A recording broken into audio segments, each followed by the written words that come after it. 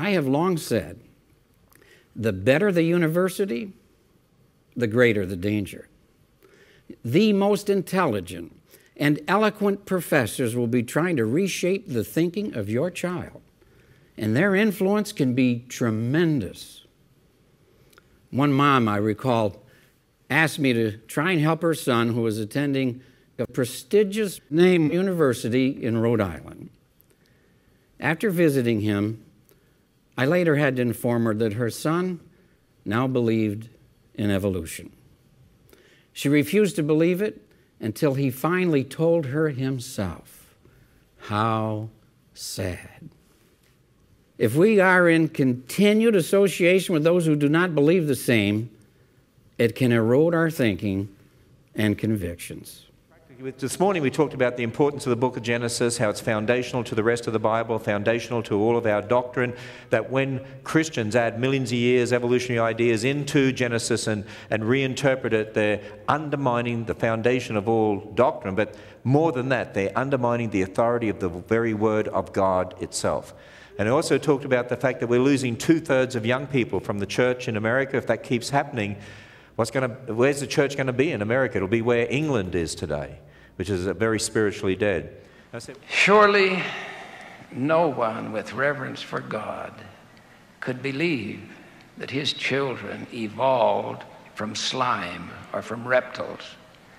The theory of evolution, and it is a theory, will have an entirely different dimension when the workings of God in creation are fully revealed.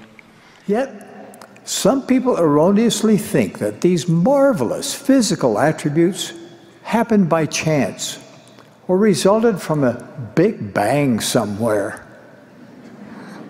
Ask yourself, could an explosion in a printing shop produce a dictionary? But the fact is, from here on out, we go for the jugular, as in the whole foundation of modern psychiatric thinking, as in the whole modus operandi of their delivery system, as in the whole reasoning behind a so-called science devoid of any scientific basis and amounting to the greatest sham ever perpetrated on the human race. So there you have it, psychiatry's deadliest scam revealed.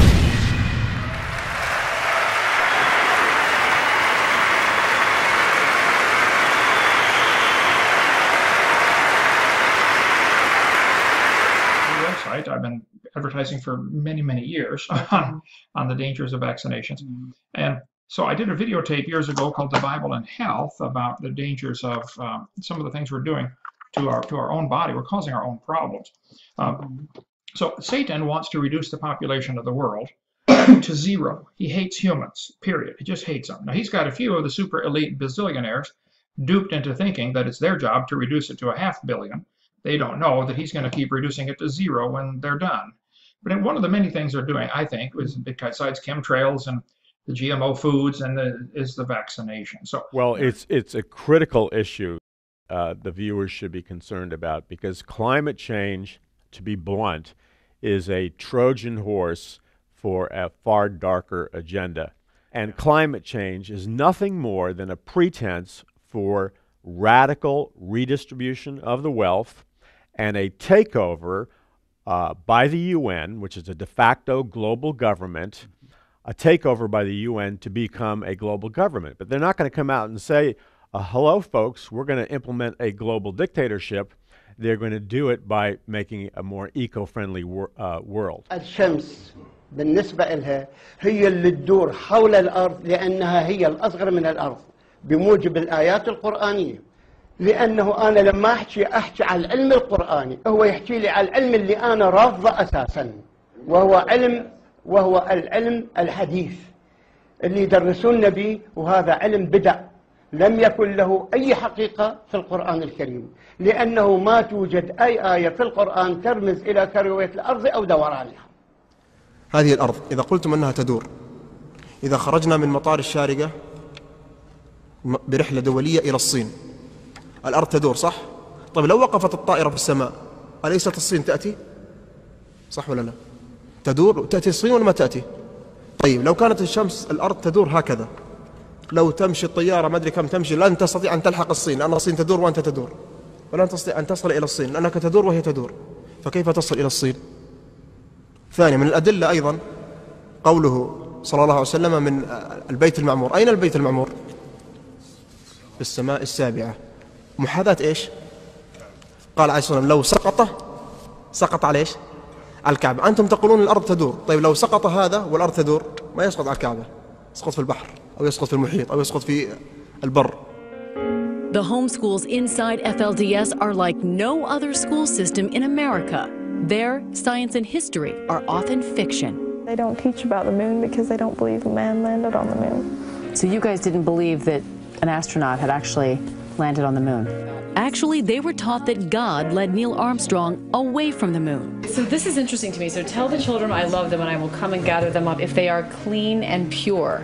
Warren Jeff's image is on every notebook. And when 15-year-old Gloria shows us her report card from homeschool, we see that religious studies were the top priority. We did priesthood history. We had to go through all their names like Joseph Smith, Brigham Young, John Taylor, John W. Williams, and Warren S. Jeffs. Instead of studying math and science, she spent her days at school copying Warren Jeff's proverbs. When you were writing it, did you believe everything you wrote? Oh, yeah. What do you think about all of that now? Well, they were just lying to us. These days, Gloria's free to study what interests her, so she copies from the encyclopedia into what she calls her body book. AIDS, you get it through sex, and it's a terrible disease that they haven't found a cure for. Gloria never heard of AIDS until she left the FLDS, which made us wonder what else the FLDS censored from their people.